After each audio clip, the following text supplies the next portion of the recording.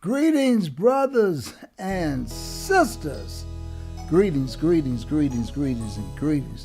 Matter of fact, I don't even want to be here. This is where I want to be at right now. I want to be here. So that's where I'm going to be at right now. How y'all doing? Hope everybody's doing well. Yes, we are here. I want to say shout out to a couple of people in the chat room. I see you all coming in. We're on live on Facebook. We're live on YouTube. We're live on Facebook page, doing what we got to do. So I hope everybody has had a great weekend. Monday is time to go back to work, so we'll see how that goes. I just got back from Orlando today. It was a good trip. Went over to check out the class, see how things are going. It's moving, but we had to set some fire out and kind of get people moving a little bit faster. So I'll be back up in Orlando, it looks like, this upcoming weekend, and just to kind of look at things and see how things, to make sure they're getting along better. The weather was great.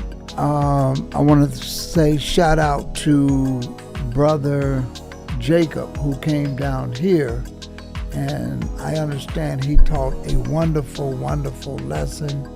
Had a little delay in his flight, but these things happen, brothers and sisters, especially when we're traveling and we're trying to get someplace for the weekend, and there's just a lot of moving parts when we do that. I want to say shout out to the moderators that are coming in, and I want to ask the moderators, give me a sound check. I know I got some music in the background. It should be softer than what I'm talking, so give me a thumbs up if it's okay or not, all right?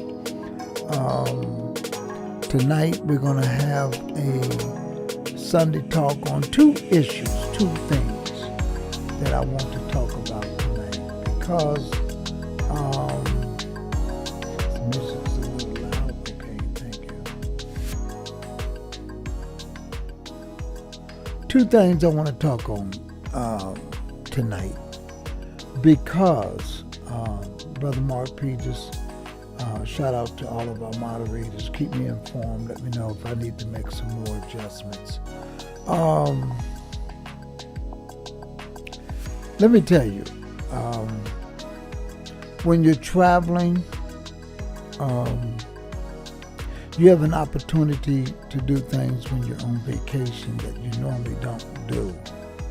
And I got a chance to just kind of look at other channels to see, in other platforms, just to see what people are doing out there and what people are teaching and all like that. It was a good opportunity, I thought, to be able to do that. And I don't know. I don't know. I learned a lot. I learned a lot of what's happening out there, because sometimes we can just stick to our own platform, doing our own things, and we kind of lose focus of what's really happening out there. So it gave me an opportunity to look to see what's going on out there beyond our own inner circle. And there's a lot going on, quite a bit going on, brothers and sisters. And I have to say I'm a little shocked at what I saw and what I heard. And so I thought tonight, because I've not been on as much last week as I wanted to because of the traveling, I thought I would come on tonight. Normally I haven't been on a Sunday night in quite a long time. So before we do that, let's do this before I get too far ahead of myself and not give some opening up with the scripture. All right, so let's do that real on the forefront and do that. So let's go to Psalms 111, verse 10. Psalms 111, verse 10. And as you know, this is what it says, that the fear of the Lord is the beginning of wisdom. Is that my scripture? That's not my Bible. I want my Bible up. Let's see if we can pull it up here. Here we go. Where are you, Bible? There you are. All right. The fear of the Lord is the beginning of wisdom. A good understanding have all they that do his commandments, his praise, and do it forever. You know, shout out to Sister Barbara Betton. I'm glad that she was able to come in because something was going on where she gets put out. But now that I see her, I know that she's in. Let me say this. An experience.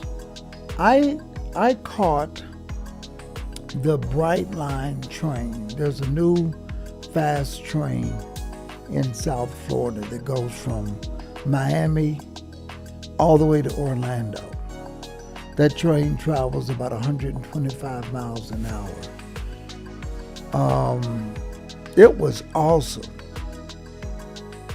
It was awesome. It was an awesome ride, an awesome experience. I was able to just sit, my family and I sit there and just enjoy the scenic route, enjoy the ride, spending time. We had a table. We had a little section where we had a table in between us. And, it was like an opportunity to get breakfast and all like that. They served us. And everything was good. I really enjoyed that experience, that different mode of travel, going to Orlando and back. So it's a 3-hour train ride, a little under 3 hours, because they really move it up, a little under 3 hours. And it allowed me to rest and to look at what's going on out there. Look at other platforms. Look at what people are teaching. And so I came across a couple of things that I felt that is worth making mention of, which said, let me do a live tonight. So I want to talk about the Eclipse hype. That's going to be the first segment. And then I want to talk about why do so many people have different Passover dates? I didn't know that so many people are already or have already celebrated Passover. So I went to their channel to see what I could glean as far as why they were already in Passover. And I thought it was very interesting. And then there was other sites and other people who observe the feast days that just doing, everybody's like, it's a free fall. I don't know. Maybe they look at the way we keep them and maybe they're confused as to why we do what we do and how we keep them the way we keep them. But I'm going to talk about that tonight. I'm going to get into that and what we've learned. But before I do that, I want to go back to the very, very, very first thing was the Eclipse hype. Brothers and sisters, there's an Eclipse hype out there. And I listened to a lot of people. What was so dissatisfying is that I saw some, you want to say Hebrew classes? Hebrew camps? Yeah, we could say that.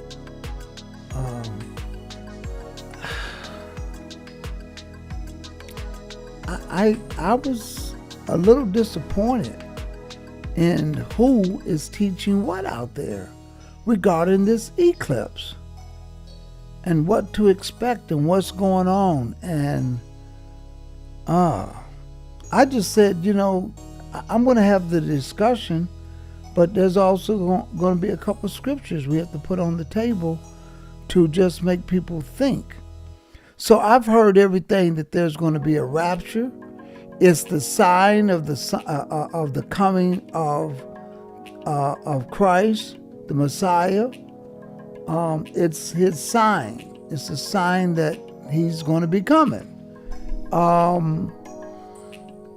I've seen somebody use the word rapture. This is all for the April 8th eclipse.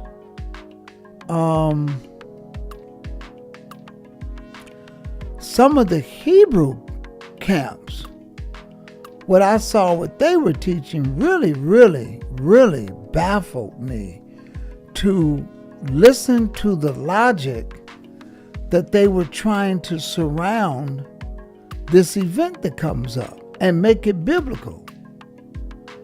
And all thing I can tell you is April the 9th, I will be back on.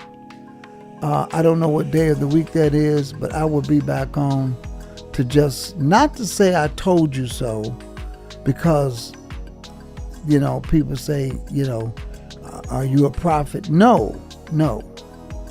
But I will be coming on to say that you have, in 2024,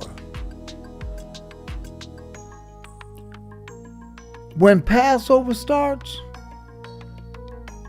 you need to consider to get around some solid foundational teaching. Solid. Bible, book, chapter, and verse. Solid teaching. On both of these subjects, really, on both of them. It's something that you're going to have to consider to make sure that you do and kind of get that going, because let me tell you, it's wow. I don't even know this. What I watched on YouTube over these past trips, going up and coming back. I just didn't know that it was out there that bad. I really didn't. When you go over to YouTube and just see the things that's put out there, it is a shocker, brothers and sisters, a shocker. Let me see if I can bring something up here. Yeah, that's what I want. That's what I want right there. That's what I want. Let me see if I can do that. Google Chrome. There it is. Take a look at this. These are the things that's out there. I wonder if I could zoom in on it. Yeah. Just so you can kind of see here the stuff that's out there. What is it like to watch? This is on YouTube, by the way. Here's a guy. He's saying the April 8th eclipse. What you need to know: unveiling prophetic signs in the heavens. Here's one called Dire Warning. Total eclipse. There's some predictions that they are coming with. What you didn't know about the solar eclipse. Rapture, end times. I'm just looking at this stuff.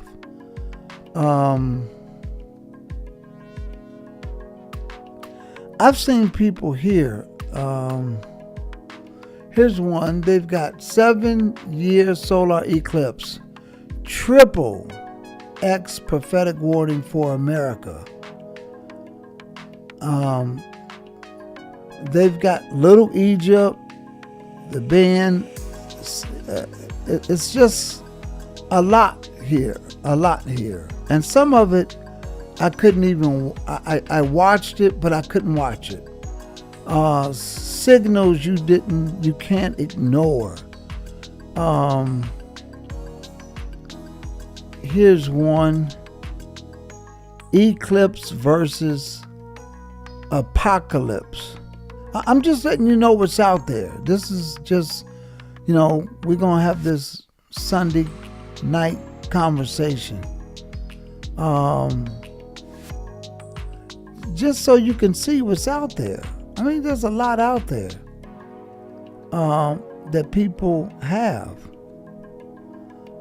that's just rolling out there. Here's one, how the eclipse is going to shake up each zodiac sign. We know there's nothing biblical about that. Here's one here, prophetic update, the April 8th eclipse. Brothers and sisters, this stuff is just out there. It's out there in the World Wide Web.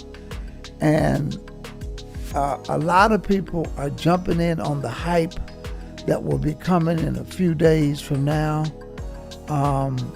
Which is now why we have to go to the Bible, okay?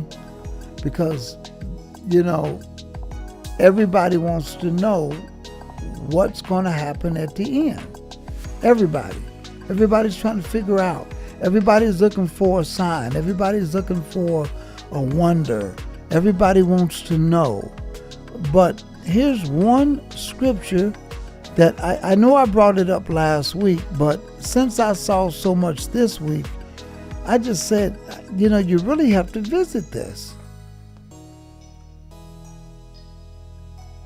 Here's what the disciples want to know. Tell us, when shall these things be? Talking about one stone not upon the other.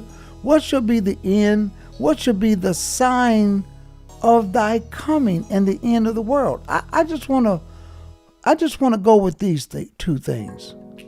The sign of your coming and the end of the world.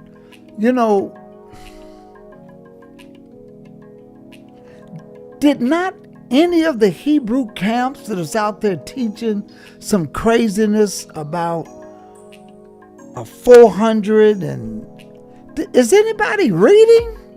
I'm just, I don't know. Is anybody reading? What's your comments? I'd like to see some of your comments in the chat room. Give me some of your comments. Is anybody reading? What are your thoughts? Has something convinced you something differently? Here's a good question. What should be the sign of your coming, the end of the world? Brothers and sisters,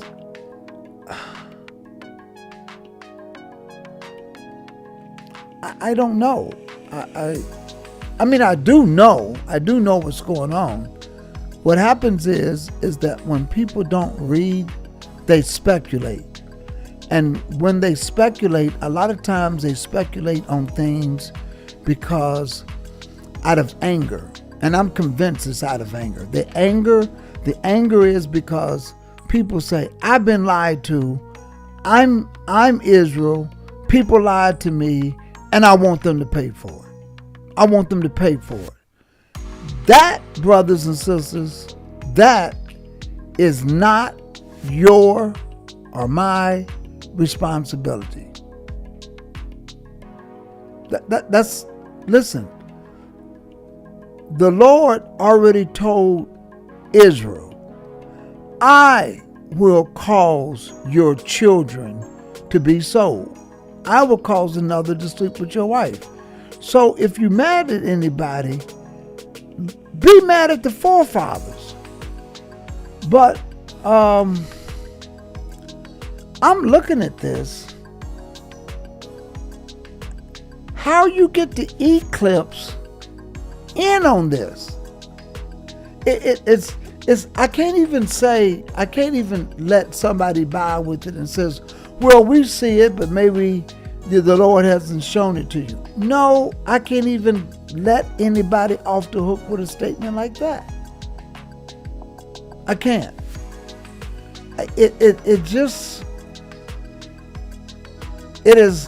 really says that there is a need for some very strong, persistent, resilient teaching, unapologetic teaching.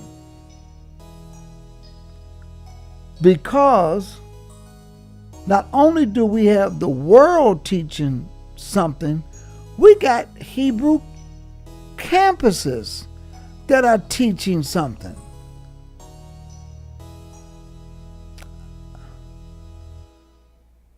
How you get the sign,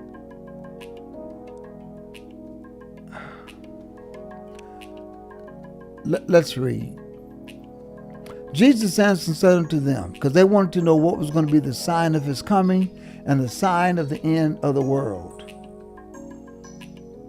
Take heed that no man deceive you. That is the number one warning. For many shall come in my name, saying that I am Christ. There's going to be people who will come as ministers. They're going to come in his name, and they will say that he is the Messiah. But even though they're going to do that, they shall deceive many. How do you know that? I can look on the internet and look at when people saying it's the rapture. That's deception. Then he says, because remember, they want to know what's the sign of his coming and the end of the world. These are all signs. You shall hear of wars and rumors of wars. See that you be not troubled. For all these things must come to pass, but the end is not yet. This is like every time there's a war, every time that there's something, people like, oh, this is it. It's going down. People are not reading. I'm convinced they're not reading. The end is not yet. Nation shall rise against nation, kingdom against kingdom. There shall be famines, pestilence, earthquakes in divers places. All these are the beginning of sorrows. All of this stuff is. And brothers and sisters, there has to be a lot going on.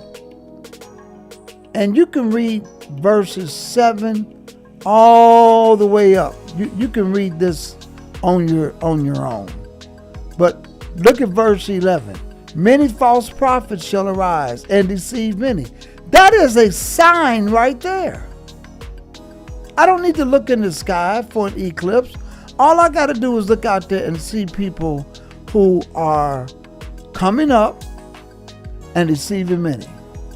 And because the iniquity shall abound, the love of many shall wax cold.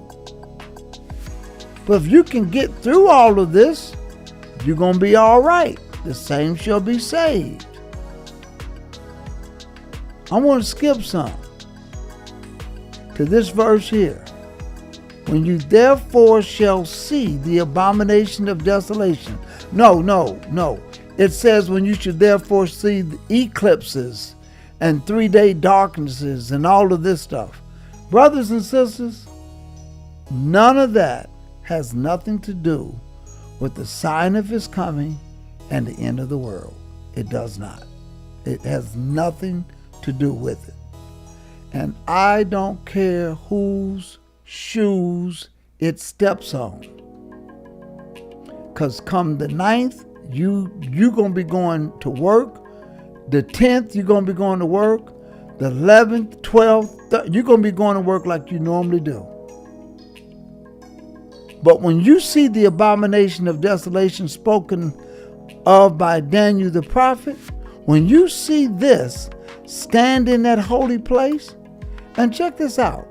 Whoso readeth, let him understand. Shout out to Brother Jacob that came down from Riverdale,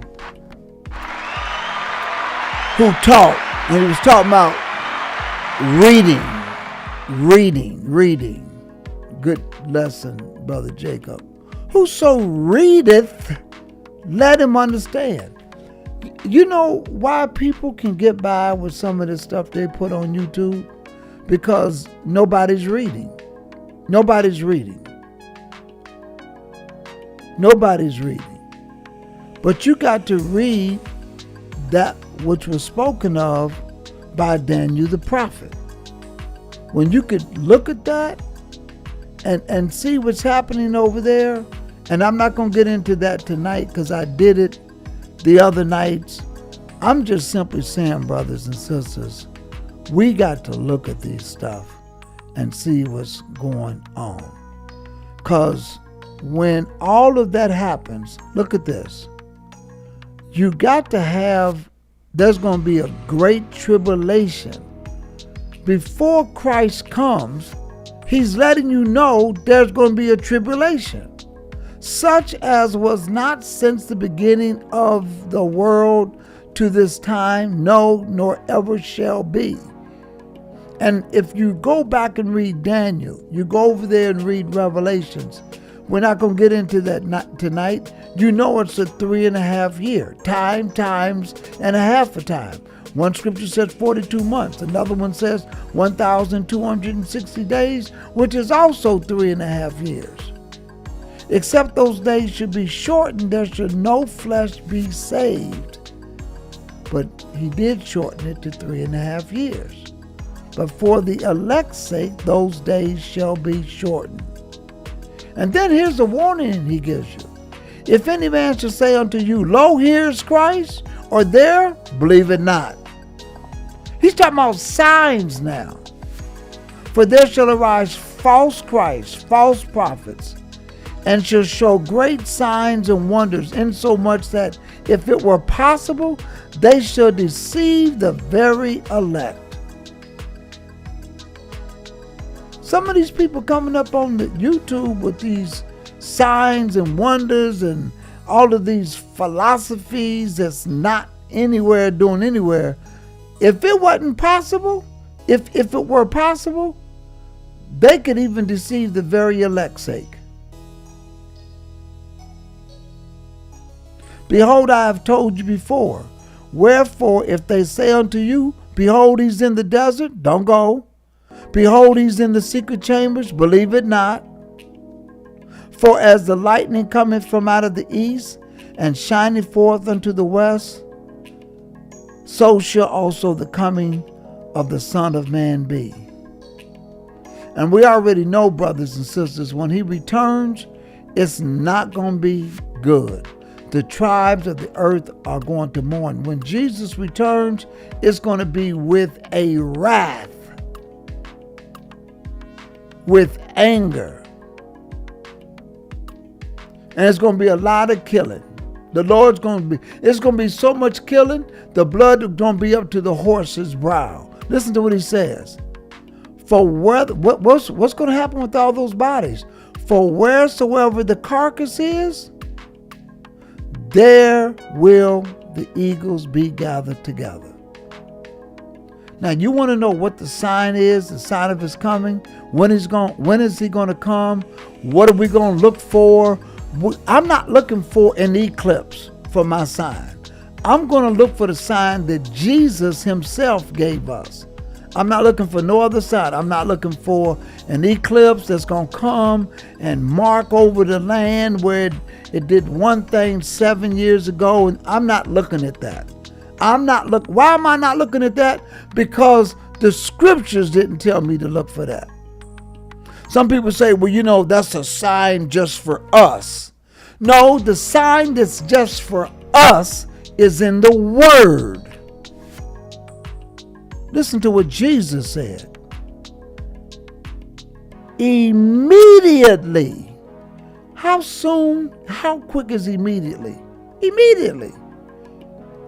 Immediately after that 3.5 year tribulation, immediately after the tribulation of those days, now this is what you're going to be looking for.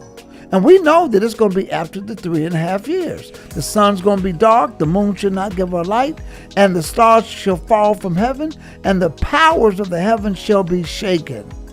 Now, when that happens, after the tribulation, I already know, because I already know that the tribulation, when it's going to come, how it's going to happen, because he said to us, when you shall see the abomination of desolation spoken by Daniel the prophet stand in that holy place. Where's that at? In Jerusalem. Because they're going to build a false tabernacle, false temple. Revelations tells us that. So when I see that, brothers and sisters, I know that tribulation is starting. And when that tribulation is starting, if you get caught up in this thing because you don't get to a place of safety, don't take the mark of that beast. After the tribulation of those days, the sun's going to be dark and the moon shall not give a light. The stars shall fall from heaven. The powers of heaven shall be shaken. And then shall appear the sign of the Son of Man in heaven. And then shall all the tribes of the earth mourn. Why is that?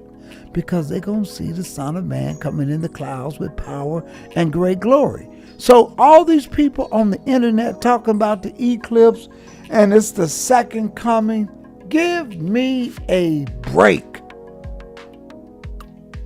Sister Vickers says it's entertaining. But if you know the word, you will not be swayed. Absolutely, Sister Vickers. So I'm going to leave that alone. I'm going to go to the second part of our conversation tonight. Why is it that so many people have different dates for Passover? And I almost forgot that there are so many people that is just keeping Passover. And I've come to the conclusion after watching them, they're doing their own thing. And I'm only saying that because I listened as to why some have already kept the Passover. I've listened to it. I went to their channels. I saw it. I saw the celebrations. And then I looked and searched through their channel and saw how they mark the first month. And that's the issue. That's the issue. Identifying the first month. So this one group who's already had their Passover, they said the month of March is spring. The month of March will always be to them the first month of the year.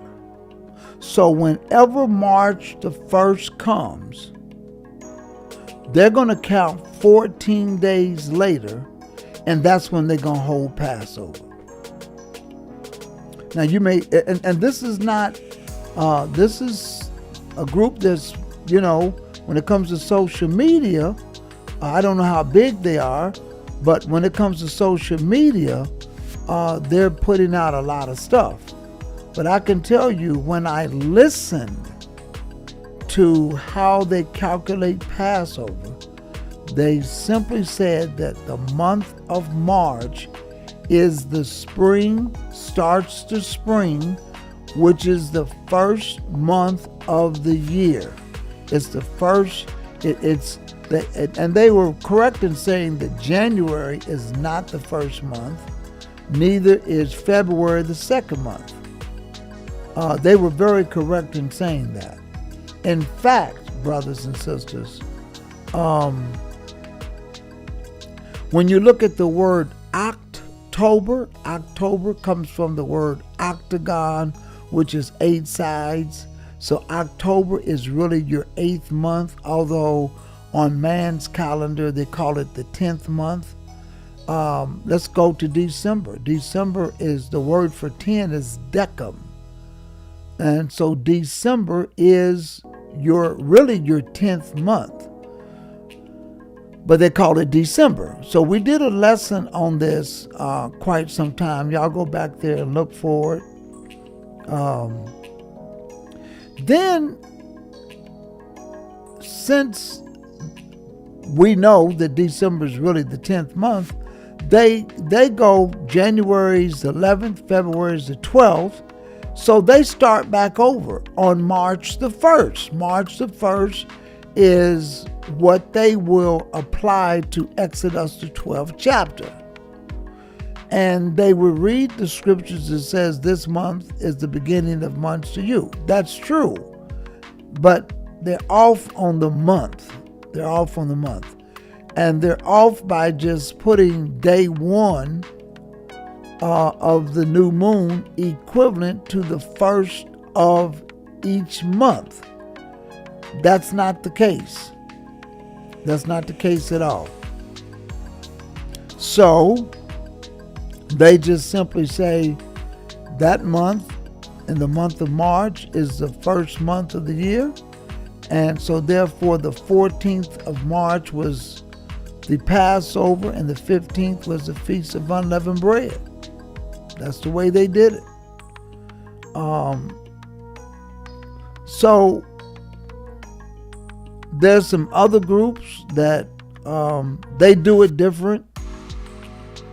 And I'm going to find out what they do, because I just want to know in case I'm ever asked or approached. If I know where they're coming from and what they're doing, then it would help me better present the truth and the answers as to why they do what they do and what's incorrect about that compared to what we do utilizing the scriptures and the word. So, what's the best way to do that? I'm trying to think. In the book of Acts,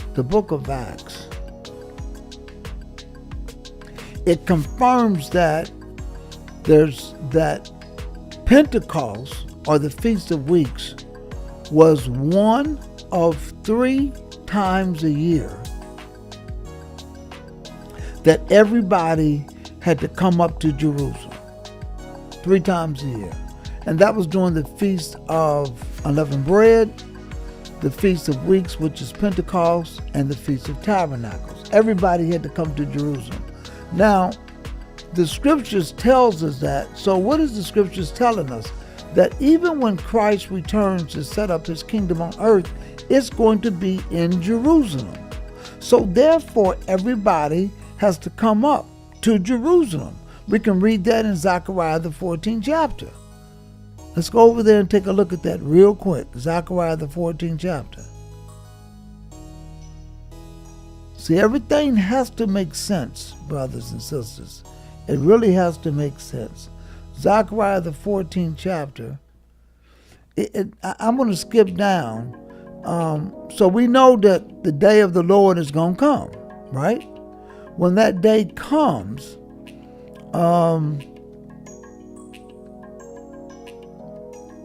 the Lord shall be king over all the earth. In that day shall there be one Lord, and his name one. I'm skipping this. You can read this whole chapter on your own. But what's going to happen is, brothers and sisters, when the Lord is going to be king over all the earth, we know that because Nebuchadnezzar had this dream. So let's just keep going.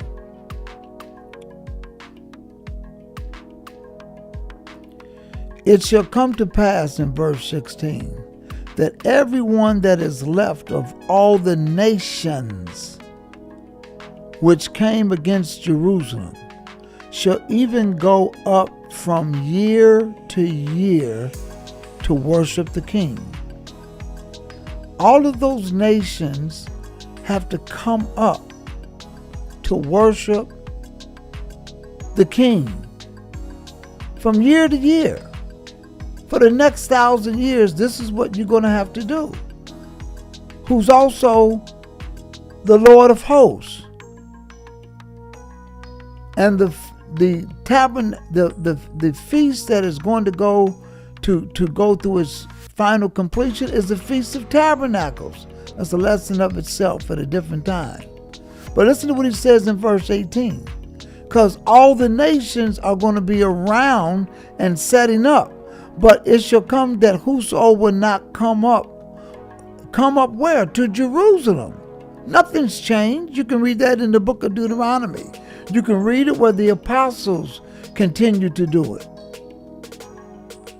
Whoso will not come up of all the families of the earth unto Jerusalem to worship the King, the Lord of hosts.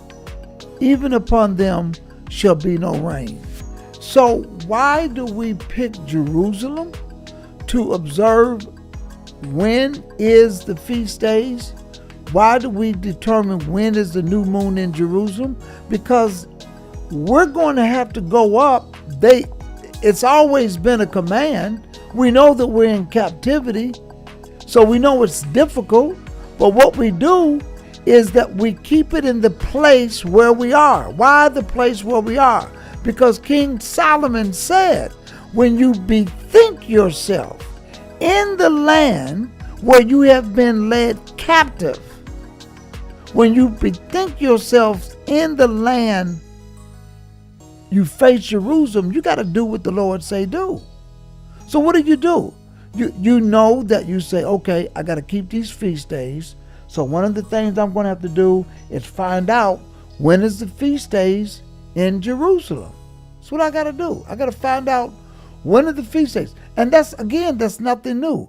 They had to do that before, brothers and sisters. So there's nothing new about that. There's nothing new about that. So if we just simply come on over here to, let me get another,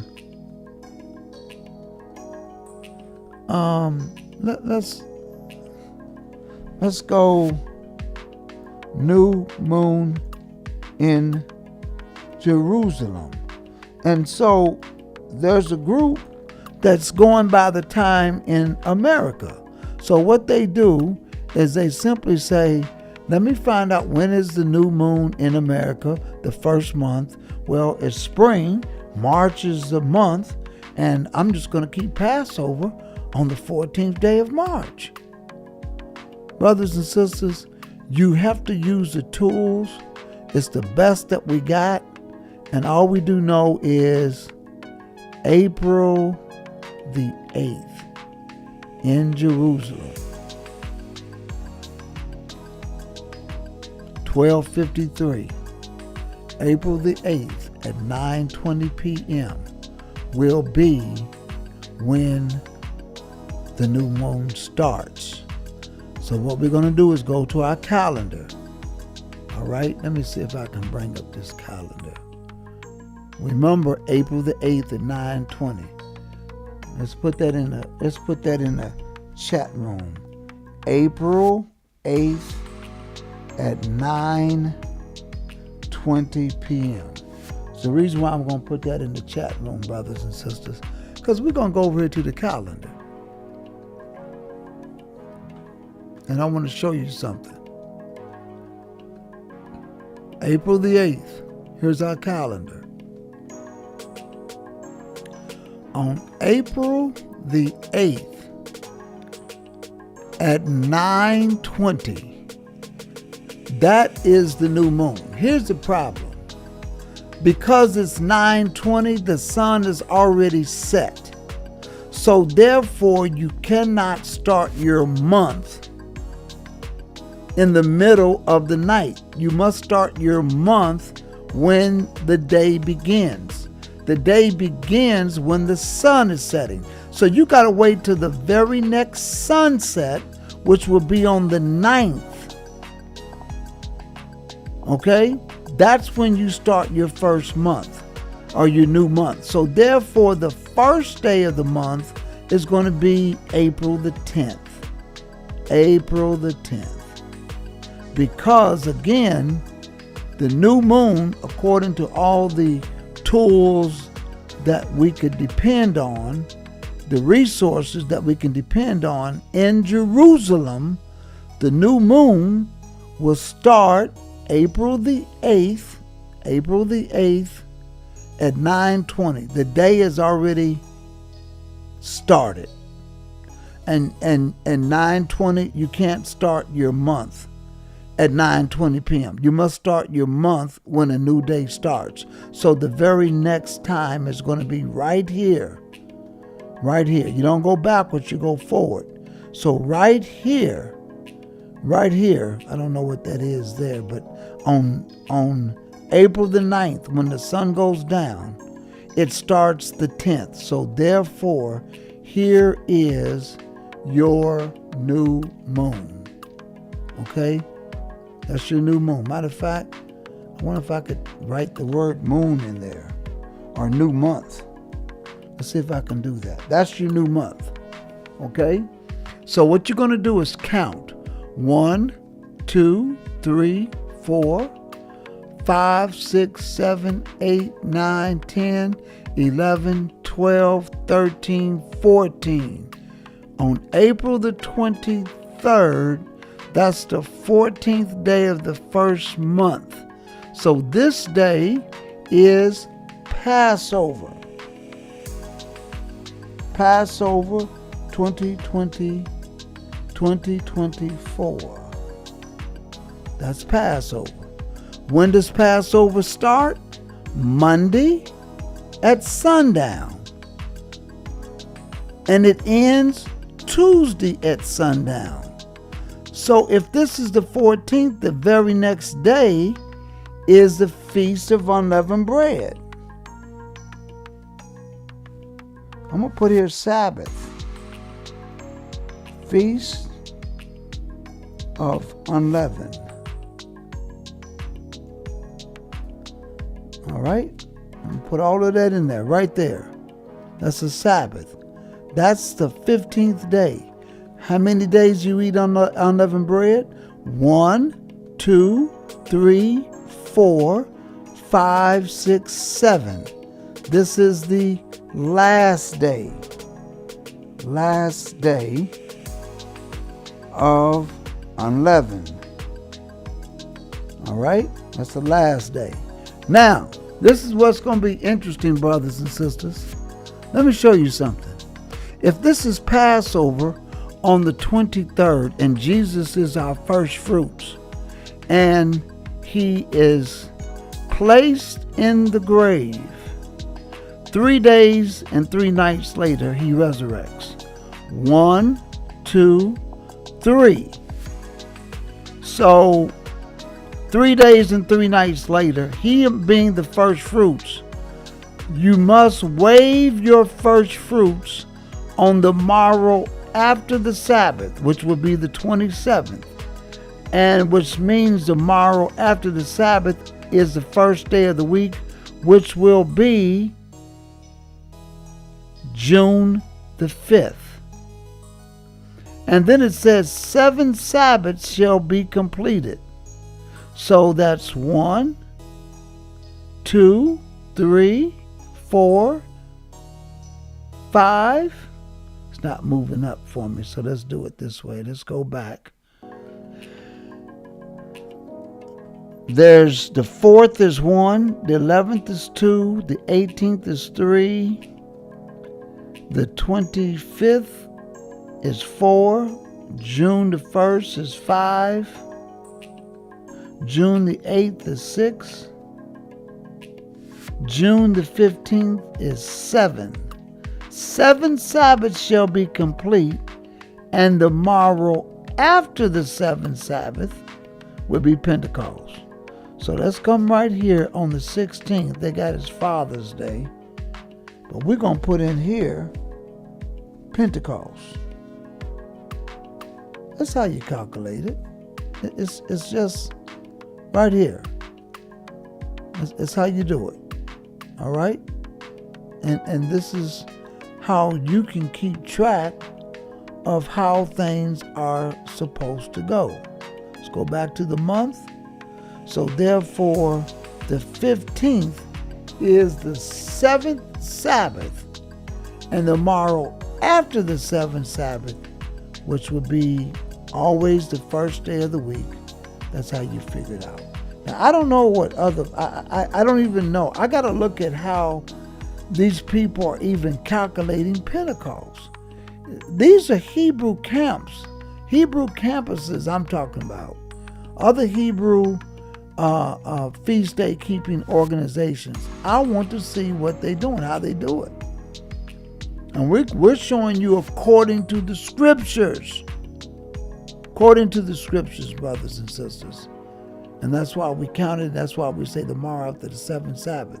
Remember, Christ is the first fruits. How did you determine him being the first fruits? Because he's the first fruits of the resurrected. So all you have to do is, when you know when Passover is, go 3 days later, and he is the harvest. But you cannot waive that harvest. You have to wait till the very next weekly Sabbath. And tomorrow after that, you can waive it. Remember, the year Jesus was crucified, Passover was on a Wednesday. So he resurrected on the Sabbath before the sun went down. Therefore, he qualified to be waived on the morrow after the Sabbath. If Passover ever falls on a Thursday, it's going to go from Thursday to Friday's one day, Friday to Saturday, Saturday, Sunday. You cannot waive it on that day because you have to wait till after Christ resurrects. Then you got to wait till the very next weekly Sabbath, which is about 7 days later. Then the morrow after the Sabbath, that's when you can waive it. And then 7 Sabbaths has to be completed. And it's tomorrow after the 7th Sabbath till you come up with Pentecost. Sister Whitaker says, I really look forward to keeping these feast days. I do too, my sister. I really do. I enjoy keeping the feast days. I enjoy the lessons, the learning. I enjoy why we do what we do. I enjoy learning to find out why we do what we do. Why are we keeping the Passover? Why do we do it the way that we do it? The manner. What does all the artifacts mean? I love it. I love when the Feast of Unleavened Bread comes. Why am I getting the leaven out of my physical house? What is it a symbolic similitude in addition to doing that? What does it also mean? I love it. There's so much learning to get. So yes, I really look forward to keeping the feast days as well. Brothers and sisters, as I said, I just wanted to have a Sunday talk on this because when I was traveling and I had a total of 6 hours going and coming to sit and watch what's out there on social media and what people are teaching, I'm going to leave it alone because it's really disturbing. I thought some of these Hebrew camps would know better and do better than that. I really did. I just keep my brothers in prayer and some of these heads of these. I'm so glad that they're teaching the Sabbath. I'm so glad that they're keeping the feast days. I was just a little disappointed to find out that they had jumped in on the hype of the eclipse on April the 8th. So let's keep our hand to the plow. Let's not look back. Let's go forward. Let's keep moving forward. We have a lot of work that needs to be done. This gospel must be preached into all nations as a witness. That's what we got to do. We may not take it, but we got to give it to them.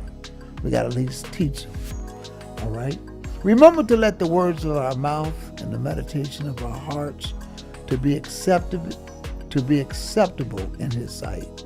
The Lord be our strength and our Redeemer, brothers and sisters. In Jesus' name we pray. Thank you for tuning in. Have a good night.